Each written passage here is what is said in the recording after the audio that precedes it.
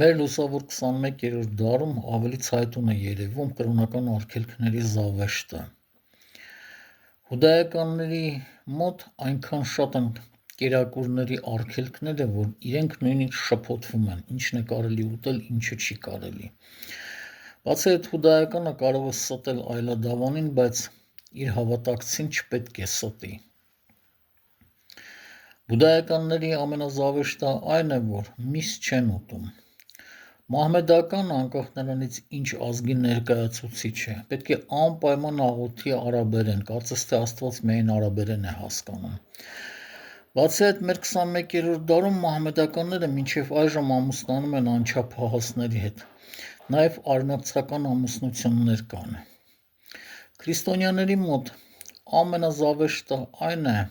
21-րդ դարում մինչև այժմ պահպանվում է կուսակրոնությունը։ Աստված ինքն էր ասում՝ գնացեք, բազմացեք։ Նաև քրիստոնյաների շրջանում շատ տարօրինակ է պաս պահելը, քանի որ իրականում պաս գոյություն ունի, բայց ոչ ոք չի պահում։ Օրինակ, ես այդպիսի հայ չեմ ճանաչում, որ նոր տարում ալկոհոլ չօգտագործի կամ միս չուտի։ Իսկ այդ շրջանը պահքի շրջան է։